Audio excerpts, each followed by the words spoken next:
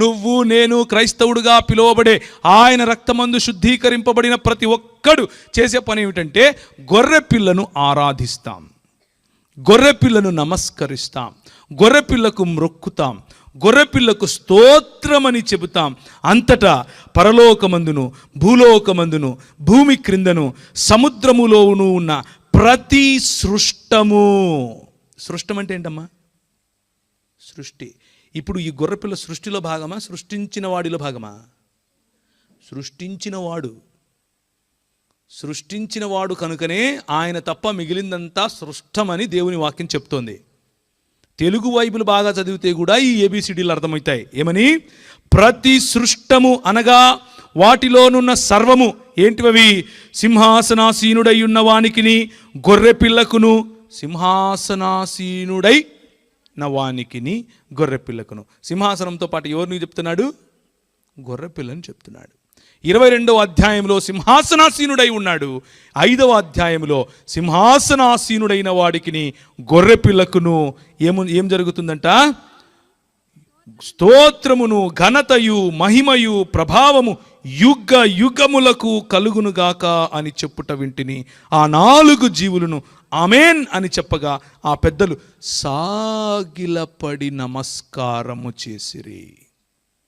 దేవుడు కాకపోతే పరలోకములో పెద్దలు జీవులు సాగిలపడి నమస్కారం చేస్తారా? మనం మాత్రం క్రైస్తవ సంఘంలో ఉంటూ యేసుక్రీస్తు దేవుడు కాదండి అని చెప్పేసి పబ్బం గడుపుకుంటామా? అలాంటి వారికి స్టేజీలు కట్టి మైకులు ఇచ్చి పైకెక్కించి ఇంక భరించండి మీరు. ఎటుపోతోంది మన సంఘం? ఎటుపోతున్నాం? 5 మాటలు మీకు గుర్తు చేశాను. యేసుక్రీస్తు తండ్రి అయిన దేవునికి ఇవ్వవలసినటువంటి ఆనర్, ఘనతను కోరుకున్నాడు. యేసుక్రీస్తు తండ్రి అయిన దేవునికి మాత్రమే ఉన్నటువంటి గుణలక్షణాలు, యాట్రిబ్యూట్స్ కలిగి ఉన్నాడు. యేసుక్రీస్తు తండ్రి అయిన దేవునికి మాత్రమే ఉన్నటువంటి నామములను కలిగి ఉన్నాడు, అంటే నేమ్స్. యేసుక్రీస్తు తండ్రి అయిన దేవుడు మాత్రమే చేయగలిగినటువంటి డీడ్స్, అంటే పనులు చేయగలవాడు. యేసుక్రీస్తు తండ్రి మాత్రమే కూర్చునే సింహాసనము, అంటే సీట్ పైన కూడా కూర్చున్నాడు. ఈజీగా కదా అర్థం చేసుకోవటానికి. HANDS, హ్యాండ్స్, చేతులు. ఇది గుర్తుపెట్టుకోండి.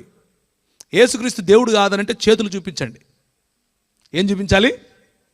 హ్యాండ్స్ అంటే గుర్తొచ్చేయాలి. Honour, attributes, names, deeds and seat.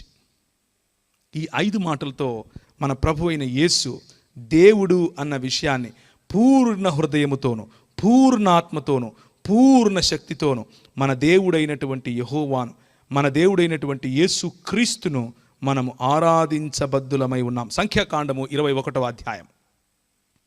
సంఖ్యాకాండము 21వ అధ్యాయము మొదటి నుంచి.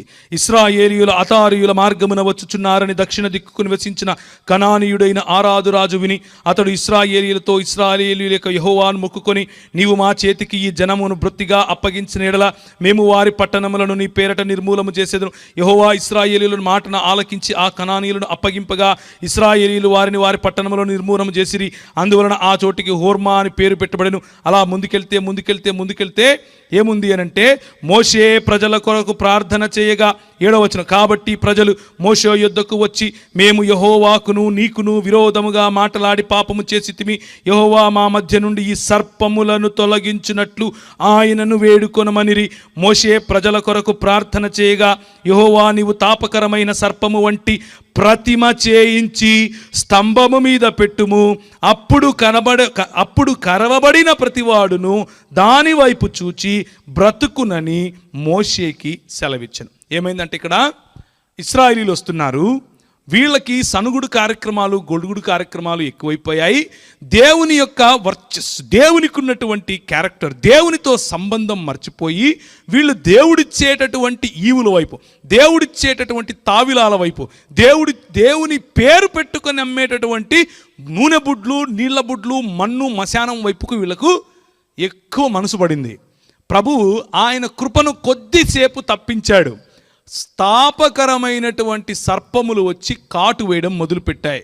కుయ్యో మొర్రో మమ్మల్ని రక్షించయ్యా, మాతో తప్పైపోయింది, మేము ఇలాంటివి చేస్తూనే ఉంటాం, క్షమాపణలు కోరుతూనే ఉంటాం, మళ్ళీ నీ దగ్గరకు వస్తూనే ఉంటాం, మళ్ళీ గొనుగుతూనే ఉంటాము, ఏదో ఒకటి చేసి మమ్మల్ని రక్షించయ్యా అంటూ మోషే దగ్గరకు వస్తే మోషే అంటాడు, మోషే ప్రభువుతో విచారిస్తే, ఒక ఇత్తడి సర్పమును తయారు చేసి పెట్టయ్యా, దాన్ని నిదానించి ఎవరైతే చూస్తారో వారు రక్షింపబడతారు అన్నటువంటి మాటలు వారికి గుర్తు చేశాడు.